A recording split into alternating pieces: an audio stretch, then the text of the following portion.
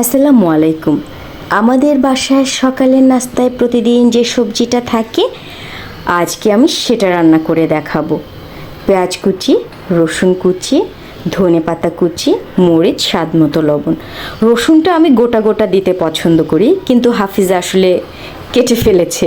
তো যখন কেটে ফেলে তখন আমি কাটাটাই দিই। আমি আসলে সাধারণত অত ত্রুটি ধরি না। আমি আমার নিজের হাতে করলে আমি গোটা গোটা দিই। তারপরে এই যে সবজিটা হাফিজা কেটে দিয়েছে, ছোট ছোট করে কেটে দিয়েছে, কিন্তু আমি সাধারণত আরও বড় বড় করে কাটি। আর সবজিটা বড় বড় করে কাটলেই পুষ্টিগুণটা ভালো থাকে। তো সবজিতে আমি ব্যবহার করেছি হচ্ছে পেঁপে, মিষ্টি কুমড়া আর গাজর। সাথে আমি মুসুরের ডাল দিই। অবশ্যই মুসুরের ডালটা আমি রাখি, প্রোটিনটাও আমাদের শরীরের জন্য অনেক জরুরি। আচ্ছা, যাই হোক, তো সবজিটা আমি প্রেশার কুকারে কেন রান্না করি? খুব দ্রুত সবজিটা হয়ে যায়। তার চেয়েও বড় কথা, চুলায় থাকলে আমি তো রান্নাঘরে বসিয়ে দিয়ে আমার রুমে চলে যাই, কিন্তু রান্নাঘরে যেই থাকবে একটু নেড়ে দিতে পারে। আমি আসলে নেড়ে দেওয়া পছন্দ করি না, গোটা গোটা থাকবে সবজিটা, নাড়াচাড়া অত পছন্দ করি না। আর আমি কিন্তু কখনো কষিয়ে সবজি বসাই না।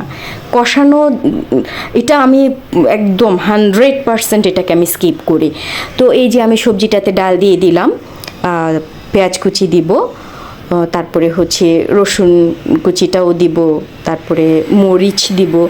মরিচ সাধারণত আমি ভেঙে দিয়ে দিই, তো ও যেহেতু কেটে ফেলেছে এটার জন্য কাটা মরিচটাই আমাকে ব্যবহার করতে হলো। আজকে আসলে অনেক ত্রুটি আছে সবজিটাতে। সবজিগুলো ছোট ছোট করে কেটেছে, রসুনগুলো কুচি কুচি করে কেটেছে, মরিচ কেটে ফেলেছে, কিন্তু কিচ্ছু করার নেই, ওভাবে আমি রান্না করব। ইভেন আমি সবসময় যদি ও করে ফেলে তাহলে আমি এভাবেই রান্না করি। লবণের পরিমাণ দিলাম, লবণটা হলুদটা চেষ্টা করবেন কম ব্যবহার করতে। তেল দেখেছেন একটু করে দিয়েছি, ডাল আছে তো এখানে খুব বেশি তেলের দরকার নেই। আর হচ্ছে 1 কাপ পরিমাণ পানি। পানিটা যে যেরকম, আমি ফিল্টারের পানিটাই দিই। আমি একটু খুঁতখুঁতে আছি ভাই এটার জন্য।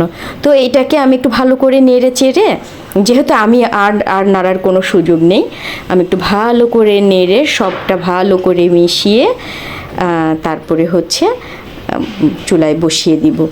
আর হচ্ছে 2টা শীষ দিবে, 2টা শীষের বেশি যেন শীষ না দেয়া হয়, কারণ এর বেশি শীষ দিলে হচ্ছে সবজিটা কিন্তু একদম বেশি গলে যাবে।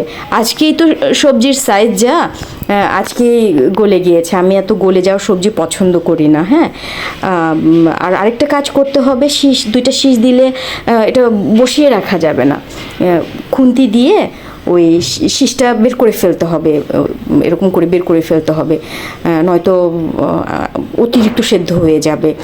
বারবার বলছি আসলে অতিরিক্ত সেদ্ধটা না করলেন সবজি, কারণ সবজিটা খাই তো আমরা পুষ্টির জন্য, তো সেদিকে একটু খেয়াল রাখাই উচিত আর কি।